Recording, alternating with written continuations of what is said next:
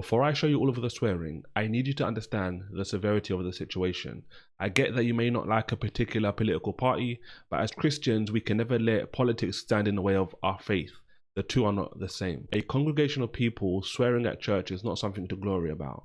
And there's even something about this story at Pastor Hagee's church which makes this even worse, which we'll discuss before the end of today's video. Now, I want to highlight two Bible passages very quickly in today's video to highlight the significance of why Christians should make a habit of not swearing. The first example comes from the book of Ephesians, chapter 5, verse 3 to 4. And notice what it says. It says, "But fornication and all uncleanness and all these different sins should not be named among you as becoming saints." So as you become a Christian, these are the kind of behaviors you should put away.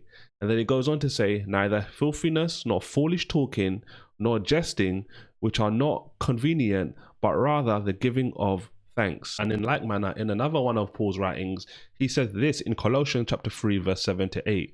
Speaking in the same manner about putting away things from your former life, he continues here into verse 8 and says, "But now ye also put off all of these: anger, wrath, malice, blasphemy," and this is the key part here, "filthy communication out of your mouth." So in two examples, in two books in the New Testament, we as Christians are encouraged to do away with evil communication and filthy communication which proceeds out of our mouths as we become Christians and are growing in our faith. This is why it will be a problem for any Christians in the next two clips I'm about to show you, because this is exactly what they were in breach of. Now, before I show you the two clips, what you're going to hear chanted in a moment was these group of people in a church, in Pastor Hagee's church, basically screaming out F-bombs.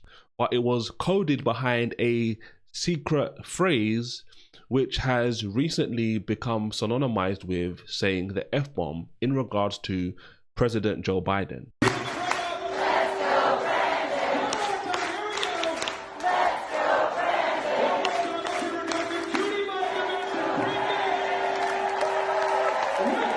As you could see, they were all chanting the words, "Let's go Brandon."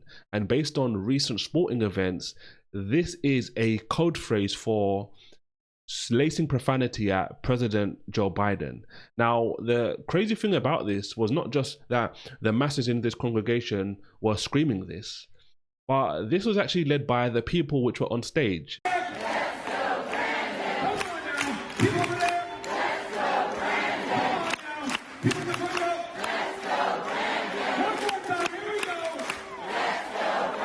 Now, I said at the start of this video, there's something we need to discuss about Pastor Hagee's church, which maybe not everybody knows.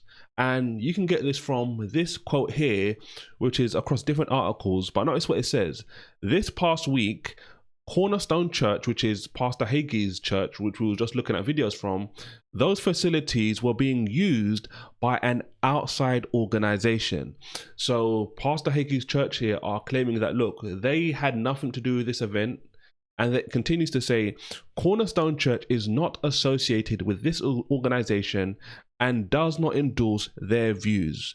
And this was from a statement from the church, as you can see here. So although this news is spreading around as Christians in church swearing, I'm pretty certain there were professing Christians in that audience. But the fact of the matter is, this wasn't Pastor Hagee's recent or normal church service. They are claiming that they leased the building out for this event, and this is why this ultimately happened, and they do not endorse this in any way. Now, it's obviously good for a church to distance themselves from this sort of sinful behavior, but the question does remain, should Pastor Hagee and his ministry be held accountable for letting organizations like this hold this sort of rally in their church building? And one question I want you to consider is, could you imagine someone like King David or a high priest letting these people come into the temple and having their own sort of service, which in no way is glorifying God? And really and truly, in regards to the blame game, I would just say it depends on how much John Hagee and his ministry knew about what was ultimately going to go down by these organizers. And rightly or wrongly, whether we like it or not, sometimes people are going to get blamed for things they did not do, just like this exposed apologist's daughter.